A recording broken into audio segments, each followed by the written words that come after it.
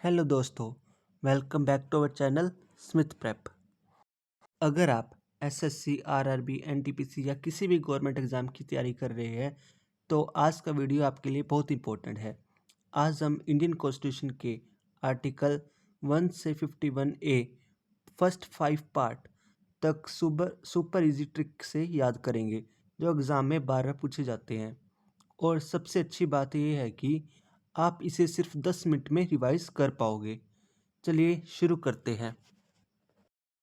सबसे पहले एक चीज़ समझ लो कि आर्टिकल 1 to 51 ए एक्चुअली में 5 पार्ट्स में डिवाइड होते हैं, जिसमें फर्स्ट पार्ट है जो कि इसमें आर्टिकल 1 to 4 है। और इसमें फर्स्ट पार्ट में क्या आते हैं?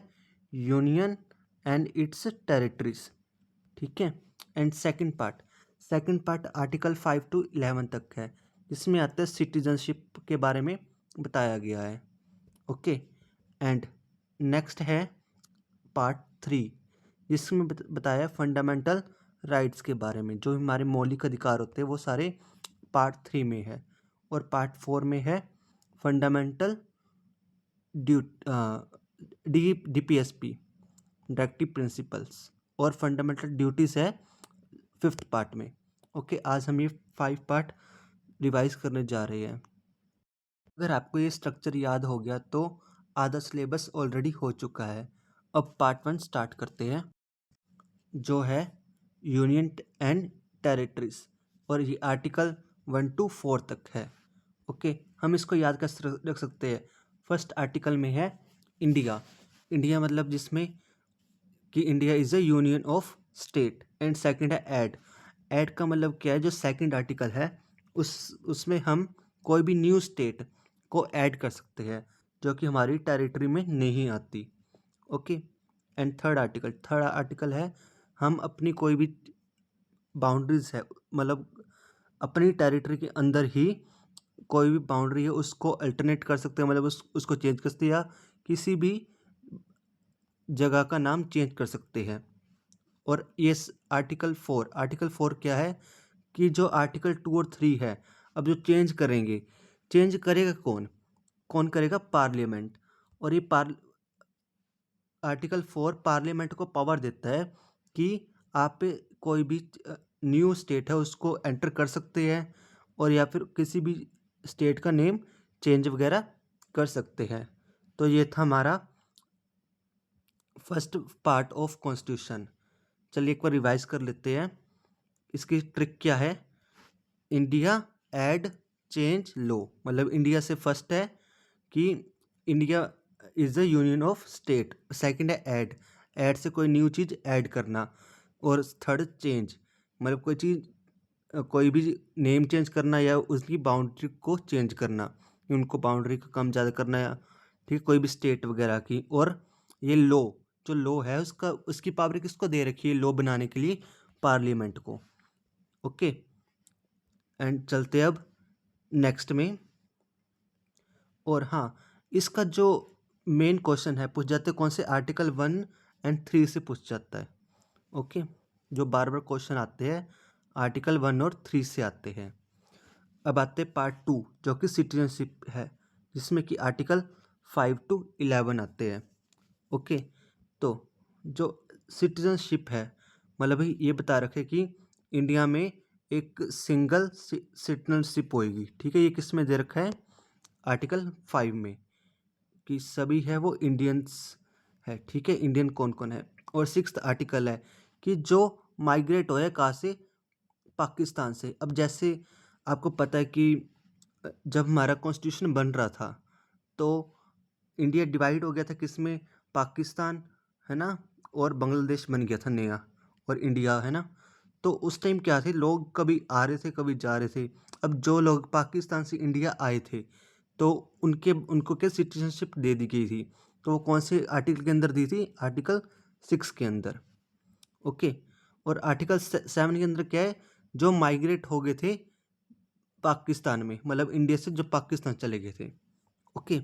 एंड नेक्स्ट है, अब जो पाकिस्तान तो चलो गए थे, उसके बाद ऐसे लोग भी होंगे जो कहीं और रह रहे हो, पाकिस्तान और इंडिया के अलावा, है ना, यूएसए, चाइना, अफ्रीका वगैरह कई तो रह रहे होंगे, है ना, कनाडा वगैरह। तो वहाँ के लोगों को जो सिटीजनशिप है वो आर्टिकल 8 के अंदर दी गई थी। और नो डुअल सिटीजनशिप मतलब किसी भी सिटीजन की दो या दो से ज़्यादा सिटीजनशिप नहीं हो सकती। मतलब अगर किसी ने कि किसी और कंट्री से की सिटीजनशिप ले ली तो उसकी इंडिया की सिटीजनशिप ऑलरेडी अपने आप ही ऑटोमेटिकली कैंसिल हो जाएगी। तो ये था इसका। एंड टेंथ क्या थी कि कोई भी अगर पर्सन कॉन्टिन्यूस कर सकता है, ठीक है, ये तो होगी कि हम कैसे हटा सकते हैं, ठीक है, कोई अपनी सिटीजनशिप कैसे हटा सकता था, बट अब कंटिन्यू कैसे कर सकता है कि उनको अगर सिटीजनशिप लेनी किसी पर्सन ने तो वो जो भी चीज़ें थी वो किस में दे रखी थी, आर्टिकल 10 में। और आर्टिकल 11 क्या है, ये पार्लियामेंट को पावर देता है कि इस हम कोई सिटीजनशिप के रिलेटेड कोई लॉ बनाने की जो पावर है वो पार्लियामेंट को देता है। कौन? आर्टिकल 11। ओके, अब आते हैं पार्ट 3 में, जो कि फंडामेंटल राइट्स, मौलिक अधिकार। और आप क्वेश्चन बताइए, फंडामेंटल राइट को हार्ट एंड सोल किसने कहा था? ठीक है, मतलब आर्टिकल 32 को कॉन्स्टिट्यूशन का हार्ट एंड सोल किसने कहा था? ठीक है, एंड इसमें आर्टिकल आते हैं 12 to 35। और ये है most important part of the exam. तो इसमें हम 6 फंडामेंटल राइट के बारे में पढ़ेंगे। तो चलिए शुरू करते हैं। पहले तो इसकी डेफिनेशन और लॉ है, मतलब जो डेफिनेशन है कि स्टेट होता क्या है, तो वो डेफिनेशन किस में दे रखी है? आर्टिकल 12 में। उसके बाद 13 में क्या बोल रहा है? जो कोई भी ऐसा लॉ है जो कि सिटीजन के राइट्स को खराब करता है या उसके विरुद्ध है तो वो इनवैलिड घोषित कर दी जाएगा। तो ये है पावर कौन से आर्टिकल में दे रखी है? 13 में। ओके, मतलब जैसे सरकार कोई भी कानून बनाती है वो इन राइट के अगेंस्ट है तो वो जो लॉ है इनवैलिड हो जाएगा। ओके, एंड फर्स्ट है हमारा, फर्स्ट राइट है कौन सा? इक्वालिटी। तो 14 में क्या आता है? इक्वालिटी बिफोर लॉ, मतलब कानून के सामने सारे इक्वल है। उसके बाद नो डिस्क्रिमिनेशन, मतलब किसी भी चीज़ से कोई डिस्क्रिमिनेशन नहीं कर सकता, कोई लिंग, जाति, धर्म के नाम पे कोई भी डिस्क्रिमिनेशन नहीं कर सकता। और 16 में क्या आता है? अपॉर्चुनिटी, मतलब सभी को जॉब के लिए इक्वली अपॉर्चुनिटी है। और अनटचेबिलिटी एबोलिस्ड, वो किस में है? 17 में। और 18 में क्या है? नो टाइटल, मतलब किसी भी को कोई भी टाइटल वगैरह नहीं दिया जाएगा। जैसे पहले होता राजा महाराजा वगैरह, ये सारे आर्टिकल ख़त्म कर दिए गए थे इस के। एंड नेक्स्ट है फ्रीडम। ओके, और इसमें आर्टिकल 19 टू कितने? 22 आते हैं। ओके, और इक्वालिटी में कितने आते थे? 14 to 18। ओके, एंड आर्टिकल 19 क्या है? इसमें हमें 6 फ्रीडम्स दे रखी है। कौन कौन सी? Right to freedom of speech and expression, right to assemble peacefully, right to form association, right to movement anywhere in India, right to residence anywhere in India, freedom of participate any profession. ये हमारी 6 freedom की rights दे रखी है article 19 में। और 20 में क्या है? क्राइम प्रोटेक्शन दे रखा है। और लाइफ की जो राइट है, राइट टू लाइफ, वो किस में दे रखा है? 21 में। और राइट टू एजुकेशन किस में दे रखा है? 21A में। और 22 में क्या है? अरेस्ट प्रोटेक्शन, मतलब अगर कोई भी आपको अरेस्ट करता है तो 24 के आवर्स के अंदर अंदर उसको हमें कोर्ट में लेके जाना पड़ता है। ठीक है, तो ये है हमें 22 आर्टिकल में दे रखा है ये वाला राइट। चलते हैं नेक्स्ट राइट की तरफ, जो है एक्सप्लेनेशन, मतलब शोषण के विरुद्ध मतलब जैसे हमारे आर्टिकल 23 में, इसमें क्या आता है? 2 आर्टिकल ही आते हैं। कौन से? 23 एंड 24। और 23 में क्या है, ह्यूमन ट्रैफिकिंग, मतलब कि जैसे तस्करी होती है इंसानों की, तो उसमें रोक लगाई गई है। और चाइल्ड लेबर मतलब बच्चों को 14 वर्ष से छोटे हैं उनको शिक्षा देने का अधिकार दे रखा है, ठीक है। और उनसे उनको कोई भी दुकान में या किसी भी जगह काम नहीं कराया जाएगा। तो ये 2 आर्टिकल है वो एक्सप्लोशन के लिए है। और नेक्स्ट है हमारे रिलीजन में 25 से 28 तक आते हैं। रिलीजन में फर्स्ट आर्टिकल 25th आर्टिकल क्या है, freedom of religion. Second 26th है मैनेज रिलीजन अफेयर, जो भी अफेयर वगैरह रिलीजन के हम उसको मैनेज कर सकते हैं। No tax for religion, religions के लिए कोई टैक्स नहीं होगा। जैसे पहले जजिया होता था ना रिलीजन के लिए टैक्स, तो अब वो नहीं है। उसके बाद रिलीजन इन स्कूल रूल्स, मतलब स्कूल में हम रिलीजन के बारे में करवा सकते हैं। अब है culture and education. Culture protection 29 में 29 और 30 आर्टिकल है वो कल्चर एंड एजुकेशन से है। 29 में कल्चर प्रोटेक्शन और माइनॉरिटीज इंस्टीट्यूशन, मतलब जो अल्पसंख्यक है उनके लिए इंस्टीट्यूशन खोलने की क्या है, वो 30 में आर्टिकल में दे रखा है। ओके, एंड अगला है कॉन्स्टिट्यूशन प्रोटेक्शन, ठीक है, संवैधानिक उपचारों का अधिकार, जो कि आर्टिकल 32 है। ये क्या देता है, हम अगर हमें हमारा कोई भी राइट का मतलब के विरुद्ध अगेंस्ट कुछ हो रहा है तो आप सुप्रीम कोर्ट में सीधा अपील कर सकते हैं। ओके, और ये है आर्टिकल 32। उसके बाद अगले आर्टिकल से वो आर्म फोर्स रिलेटेड है या स्पेशल फोर्सेस के रिलेटेड। जैसे आर्म फोर्स को कुछ आर्टिकल की रिस्ट्रिक्शन है, तो वो कौन से आर्टिकल के अंदर थी, 33। और मार्शल लॉ कौन से आर्टिकल के अंदर आता है, 34। और पार्लियामेंट को पावर दी गई है कि वो कोई भी लॉ बना सकती है रिलेटेड फंडामेंटल राइट, तो ये आर्टिकल 35 में पार्लियामेंट को पावर दी हुई है। बात है हमारे पार्ट 4 जिसमें हम आते हैं DPSP डायरेक्टिव प्रिंसिपल्स, और ये आर्टिकल 36 से 51 तक है।